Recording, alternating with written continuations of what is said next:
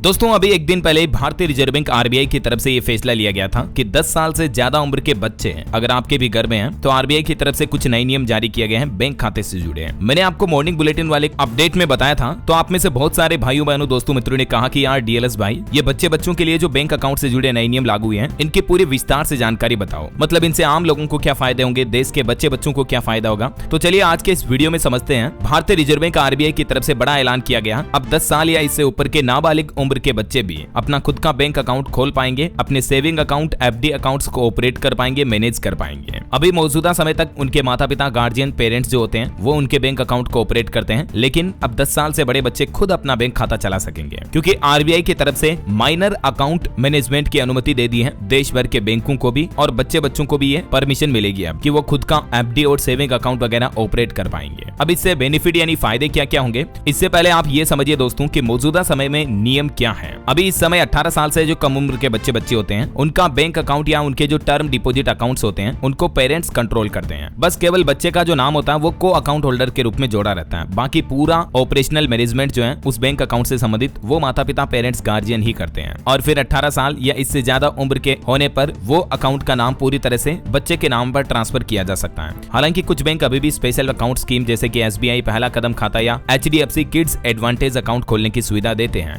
जिनमें बच्चे अपना अकाउंट खोलकर ऑपरेट कर सकते हैं। लेकिन अब ये सुविधा सभी बैंकों द्वारा दी जाएगी सभी टाइप्स के अकाउंट पर। ओके, हालांकि अब इसमें कुछ नियम और शर्तें रखी गई हैं। एक तो बैंक इसके लिए अपनी रिस्क मैनेजमेंट पॉलिसी के अनुसार शर्तें तय कर सकते हैं, क्योंकि बच्चे जब खाता को संभालेंगे तो कहीं उनसे कोई जोखिम भरा काम ना हो जाए, तो इसकी लिमिट्स वगैरह बैंक खुद तय कर सकेंगे। जैसे कि बैंक उस अकाउंट से विड्रॉल लिमिट तय कर पाएंगे कि कितना पैसा कितने समय में निकाला जा सकता है, कितना जमा किया जा सकता है, एक बार में कितना पैसा विड्रॉ किया जा सकेगा। दैट्स ऑल लिमिट बैंक अपने लेवल पर तय कर पाएंगे, है ना। इसके अलावा बैंक बच्चों को internet banking, ATM, debit card और चेकबुक जैसी सुविधाएं भी दे सकेंगे, लेकिन ये भी उन्हीं के रिस्क पर निर्भर करेगा। फिर बच्चा जैसे ही बड़ा होगा 18 साल का होने पर बच्चे को नए साइन करने पड़ेंगे अपने बैंक अकाउंट में। और ये नियम कब से लागू होगा दोस्तों, तो इसी साल जुलाई 2025 से सभी बैंकों में ये बदलाव लागू कर दिए जाएंगे, मतलब छोटे बच्चों को बैंक खाता खोलने की इजाजत हो जाएगी जुलाई से ही। हालांकि इसके लिए बच्चे का आधार कार्ड जैसे डॉक्यूमेंट जमा कराना जरूरी होगा। आरबीआई द्वारा ये नियम क्यों लाया गया, रिजर्व बैंक का कहना है कि ये नियम इसीलिए लागू किया जा रहा ताकि बच्चे